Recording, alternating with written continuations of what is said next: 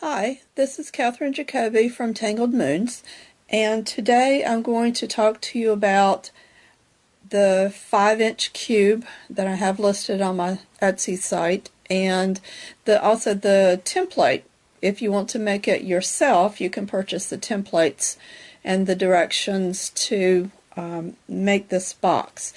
So I have gone ahead and cut out all the different pieces that I need. One thing, if you purchase the template itself, you get one piece per layer. You can trace this, you can measure them. The measurements are on there, so if you'd rather do the measuring yourself and cut out with a paper cutter or something, you can do that. And it tells you, I have all the directions written on the templates as far as what size each piece is, where to score, and how many to cut out, and where to glue them. That was a question that has come up. I have someone field testing this right now, and so we're going back and forth with this. So I told her I would do a video, and I hope this is going to help.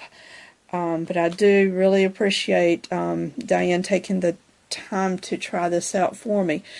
I made these kind of in a loose rainbow color theme because color helps me organize a lot. So I started with the red. When you get your template, there's no telling what colors you'll get. It really doesn't matter because it's just a tool. You can cut out with whatever good paper you want in whatever colors you want. And so anyway, let's get started. What you're going to need, because this is a larger box, you're going to have to piece it together. My usual boxes are either 4-inch cubes or maybe 3.5 or 3 3/4 inch cube boxes. With those, you can use one sheet of 12 by 12 paper to cut the base and each inner layer. But with the 5-inch, you really can't get that out of the 5-inch square, and I don't buy paper larger than that as a rule. First of all, it's hard to find, it's very expensive, and it just doesn't work for this. So you end up having to cut smaller pieces and piece them together, and I'm going to show you how to do that. So this is the lid. I'm going to put this aside until the end, and we'll come back to that. Oh, sorry, my camera was too full, had to start over. So anyway, I'm using the Martha Stewart scoring board. You can use whatever scoring board you want. I use different things. Right now, I think this will be easy because my pieces are long here. They're not that wide this way. So anyway, this is a 5 by 10, like I said, and I'm scoring at 5 inches. So just make a score mark in the middle. And I had started to say the base is going to be a little bit different from the inner layers, even though they're all rectangles, because this comes out evenly, 5 and 5 on either side, so you can't go wrong with the base layers anyway. So they're scored. The process of putting all of these together is pretty much the same, except for the lid. So I'm going to start with 2 of these. And we have already scored, so I'll just fold these in half. Now, you are going to put these together the long way. You're going to put, as you lay these out, the middle one is going to be where you glue. And again, this is not rocket science. You can use whatever your favorite glue is. I like, for for this, depending on what kind of paper I use, I may use the Tombow roller. I like that since I'm going to do this very quickly and I don't have to wait for it to dry. And this is just for demo purposes anyway. I'm going to line it up, make sure both edges are straight, nothing's showing, and that's one piece. I'm going to, so you've got one long piece here. You do the same thing with the other ones. You're just making it in a straight line. Let me go ahead and crease these. If you're a perfectionist, you can use a scoring bone folder or whatever. Probably don't need that. Alright, if you like to use liquid glue, you can certainly use that. I wouldn't use a lot of it, and I would make sure that it's really thin. You spread it out really well before putting these together, because you don't want a blob. You don't want your paper buckling up from too much glue underneath. Alright. Okay. So now we have two pieces like this. Okay. So, to put these together, you're just going to make a T shape. And again, you're going to glue the middle squares, and square is the key word here. All your bases for these layers are going to be the square parts and not the outside parts. So you have to stand up to do this. Sometimes I feel like I can, let me get a little bit more light on here. Okay.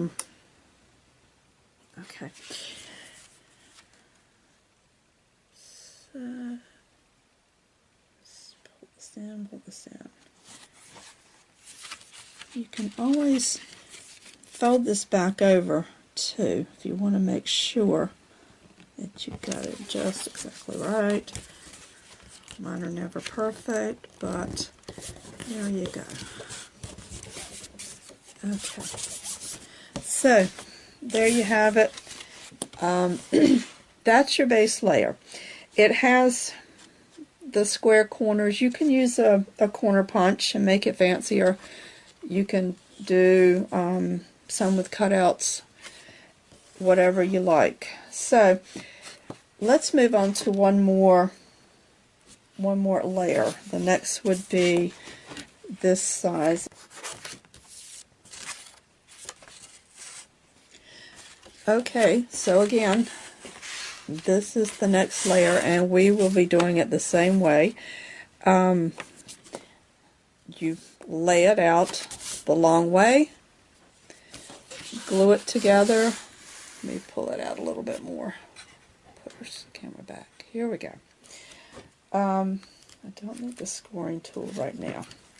So, lay them out the long way. This is the easiest thing to do.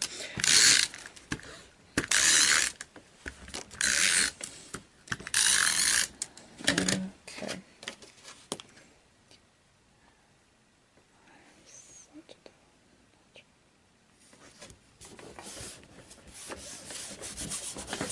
Okay, so you have one.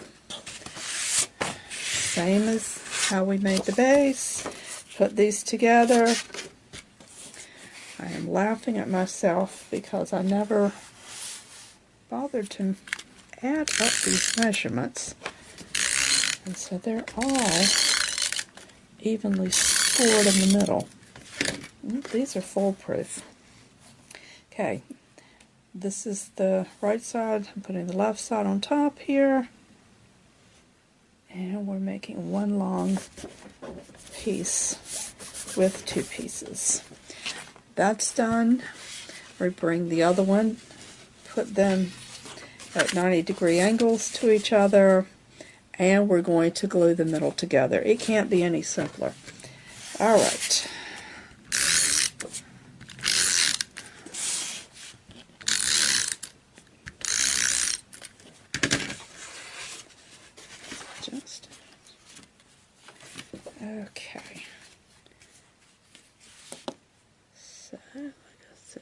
Or if you want to really get it in there good, you can do it from overhead. One advantage of the liquid glue would be it will give you a little bit more drying time to tweak this if you're not really happy with the placement. But I think this one's pretty good actually, and this folds up. And you can see this is the next one up from this. The bases are going to be slightly staggered. You know that if you've seen other explosion boxes. They can't all be exactly the same, because then there would be a real problem getting them to fold up together, but this goes together right. So I'm going to skip to the lid. This one, like I said, is just a little bit different, and I think I'll still use the big scoring board here because this is a larger piece. With the lid, I'm going to score at 1.5 inches all around. So I find, come on here, put it in the corner. Got to get it flush in the corner. 1.5 all the way around.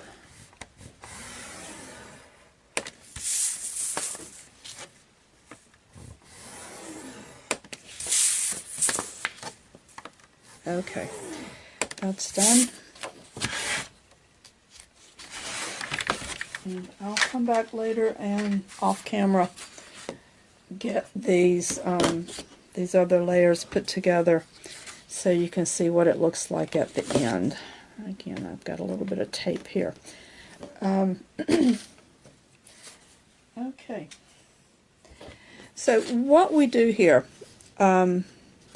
here's the score line, here's the score line. You pick one side to start with, and you come in along this score line and you cut just up to where the two score lines meet. On the same side, you come to the other one and cut the parallel score line there, just up to where these two meet. Then you flip it around. Don't cut here because you'll lose your whole tab and you want it to fold under. You do the same thing on the opposite side. Okay, and again on the same side. And I do have pictures of this a little bit clearer in the written instructions that come with this. Now, here's a trick to keep from having to trim the edges, the tabs, after you put it together, because sometimes they show a little bit. You can come along, see where this is cut here. Right along this line, you can cut out just a small little triangle. Come to the score line. Don't cut on the main piece that's going to be showing. Start at the score line and just cut a little bit out of that. Okay, flip it over and do the same thing on that side. And on the opposite side, again, I find the piece that's been cut. On the opposite side of where the cut is, I just cut out a little bit of a triangle, flip it and do one more. This saves you a lot of hassle later. Alright, then you're just going to be folding along the score lines.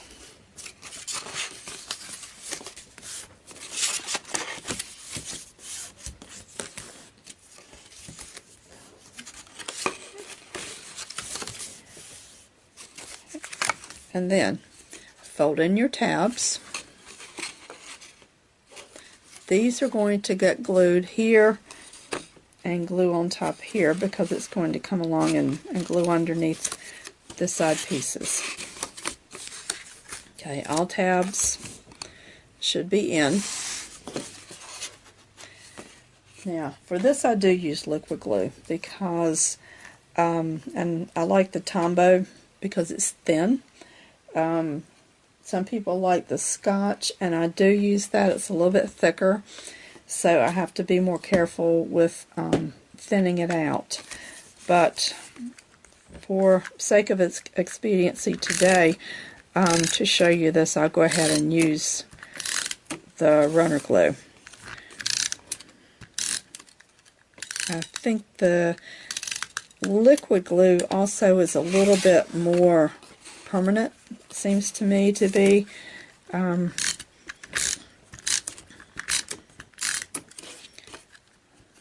So in the boxes that I sell, I do use the liquid glue for the lids. Alright, now all you need to do is fold in.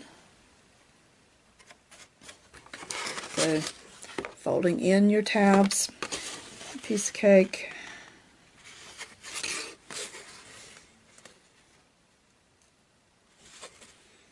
and fold in. So there you go. And hoping you can see, not sure, let's see if I tighten it a little bit, but you can see now that by cutting the edges a little bit, you don't have anything to trim either, and so there your lid is finished. So I'm going to take a break just for a second and get the rest of these pieces put together, and I'll be right back.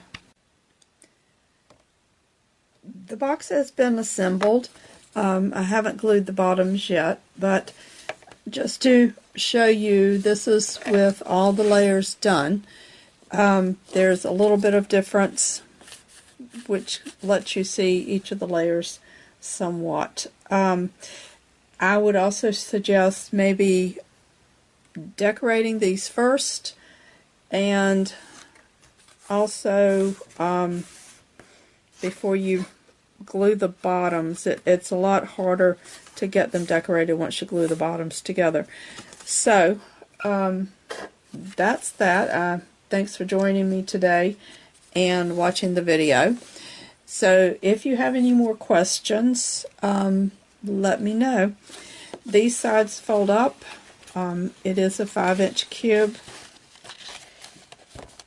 and then the lid goes on. Sometimes it's easy to put it on if you have larger hands than I do. You may not have a problem. This is a pretty good size box, and that's the way it fits on here. You can also, here's the trick I've used, you can actually hold it upside down and it fits. There are all kinds of ways to be creative. Okay, just something fun. Thank you for joining me, and I'll see you later. Don't forget to visit the site, my website on Etsy, Tangled Moons, and we have a variety of explosion boxes. I'm always looking for new ideas and adding new boxes to that. We do customize when our customers ask us. We don't do photos for people. That's just something I don't want to go into, handling other people's photos. But that should be something you enjoy. That makes your box yours when you create your own explosion box with your personal items. So, visit us on Tangled Moons, and we'll see you next time. Goodbye.